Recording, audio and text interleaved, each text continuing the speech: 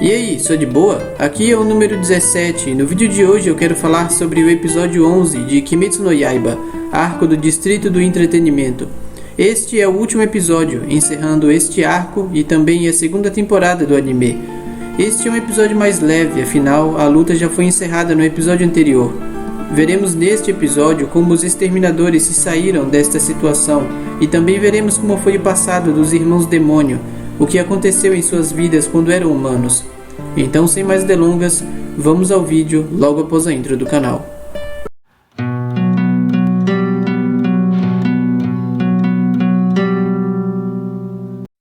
Parecia que o pesadelo havia enfim acabado, porém, para a infelicidade deles, o corpo de Gyutaro, mesmo sem a cabeça, começa a liberar seu golpe mais mortal.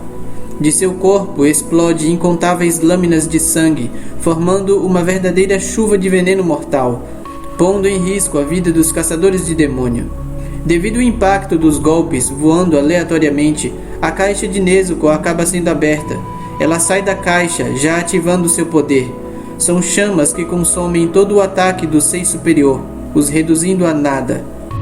Após tudo se acalmar, Nezuko tenta acordar Tanjiro, que desperta com sua irmã em sua frente e observa o horror da destruição causada pela luta entre eles e os demônios. Tanjiro imagina que foi salvo por Nezuko e agradece ela por isso, apesar de não entender como isso pôde ter acontecido. Tanjiro ouve a voz de Zenitsu o chamando ao longe, mas ele não consegue se mover, então Nezuko o carrega até lá. Por algum motivo, Zenitsu só fica sério quando está sonâmbulo, e ele lutou o tempo inteiro neste estado. Agora, finalmente acordado, ele chora, dizendo que todo o seu corpo dói, suas pernas estão quebradas, e ele não sabe nada do que aconteceu. E acrescenta dizendo que Inosuke está ainda pior, o som das batidas do coração dele está cada vez mais fraco. Chegando onde está Inosuke, Tanjiro se preocupa, pois o estado dele é lastimável. Aos poucos Inosuke está morrendo devido à ação do veneno. Tanjiro pensa em algumas possíveis soluções, mas nada que seja eficaz, e se pergunta como se salvou do veneno. Enquanto lamenta, Nezuko põe sua mão sobre o corpo envenenado de Inosuke, acendendo uma chama, a mesma se alastra por todo o corpo de Inosuke, o consumindo por completo e curando a sua pele inflamada pelo veneno. Após isso, a chama se apaga e logo Inosuke acorda com fome pedindo algo para comer. Vendo isto, Tanjiro se alegra muito e fica aliviado ao vê-lo reagir desse jeito. Uzui, que também foi envenenado, está numa situação similar à de Inosuke. Suas esposas se entristecem ao ver que nada podem fazer a respeito da ação do veneno, que não pôde ser inibido nem com a ação do antídoto que usaram. Uzui tenta dizer suas últimas palavras no fim, mas suas esposas começam a discutir e fazer um escândalo, e ele perde a oportunidade de falar, agora que não pode mais mexer sua língua devido à ação do veneno. Neste momento, chega a pequena Nezuko. Tocando o braço de Uzui, o corpo inteiro dele pega fogo. Todas se assustam, preocupadas com ele. Após o veneno se dissipar, o fogo se apaga e Uzui se sente recuperado e acalma suas esposas, dizendo que o veneno sumiu. Emocionadas, elas choram em seus braços.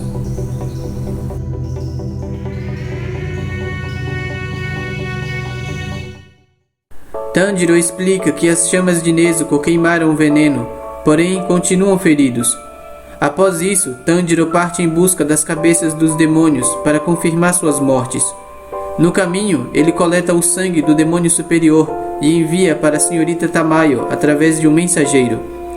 Mais à frente, Tanjiro ouve ao longe os irmãos brigando entre si, colocando a culpa um no outro pela derrota que tiveram. A discussão entre eles começa a ficar mais severa quando eles começam a trocar insultos. Tanjiro se aproxima e tampa a boca de Gyutaro, dizendo que eles devem fazer as pazes, pois tudo que eles têm é um ao outro. Por toda a maldade que fizeram e das vidas que tiraram, jamais serão perdoados, e serão sempre desprezados e odiados por todos. Daki chora ao ouvir as palavras de Tanjiro. Ela não quer admitir, mas reconhece que ele está certo. Ela para de culpar e xingar seu irmão. Suas últimas palavras para ele foi um pedido de socorro, e então ela desaparece. Gyutaro, vendo sua irmã sumir, chama ela de Ume, lembrando que este é o seu nome verdadeiro, e não Daki. Somos então apresentados ao passado dos irmãos em sua vida humana, começando por Gyutaro, nascido na camada mais pobre do distrito do entretenimento e tendo sua mãe morta por uma doença. Gyutaro se tornou um peso morto. Crianças não trabalham e geram despesas, por isso, inúmeras vezes tentaram matá-lo antes e depois do nascimento, mas apesar disso, ele sobreviveu. Vivia constantemente sendo xingado, humilhado e apedrejado, sendo feio, sujo e fedido no distrito do entretenimento, onde a beleza é o padrão de valor para tudo. Ele era ainda mais odiado, como um monstro. Para sobreviver, se alimentava de ratos e insetos que matava com uma foice que um cliente esqueceu. Porém, algo começou a mudar quando sua irmã Ume nasceu. Quando percebeu que era bom de briga, começou a trabalhar como cobrador. O trabalho se aplicava bem a ele, pois as pessoas tinham nojo e medo dele. A partir daí, passou a ter orgulho de ser considerado um monstro. Com uma bela irmã ao seu lado, sua autoestima melhorou.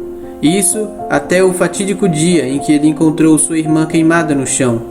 Um ato de vingança, após ela ter cegado um importante cliente com um grampo de cabelo. Gyutaro chora e grita enquanto lamenta a perda de sua irmã. Sem que percebesse, ele é golpeado nas costas por um samurai que ataca com uma espada. Este é o cliente que foi ferido no olho pela sua irmã Ume. O serviço foi feito a mando de uma dona de estabelecimento que diz que Gyutaro era problemático, pois estava machucando as pessoas na hora de cobrar as dívidas. Enquanto conversam, Gyutaro salta com a foice em mão, matando a mulher. Invejando a vida do samurai que teve tudo de bom e do melhor, enquanto ele nunca teve nada, Gyutaro o mata também. Gyutaro se pergunta por que o mundo sempre foi tão impiedoso com eles. Enquanto sofrem, ninguém nunca veio ajudá-los. Neste momento de reflexão e dor, aparece um demônio. E, ironicamente, tendo piedade deles, vendo o estado lamentável em que se encontram, principalmente a garota que está prestes a morrer, ele decide oferecer seu sangue a eles, a fim de salvá-los, os transformando em demônios, e se pergunta sobre o quão longe eles podem chegar como demônios. Relembrando seu passado, Gyutaro reafirma sua identidade como um demônio, e com um coração cheio de ódio e inveja, ele faria tudo de novo quantas vezes pudesse, exclamando que não importa quantas vezes renascesse, em todas ele seria um demônio. Porém, em seu coração diabólico há um arrependimento, um traço remanescente de sua humanidade, que mancha de branco o seu coração negro. Sua irmã mais nova, Ume. Apesar de terem nascido e se criado no mesmo local, Gyutaro vê sua irmã de uma forma diferente de como vê a si próprio.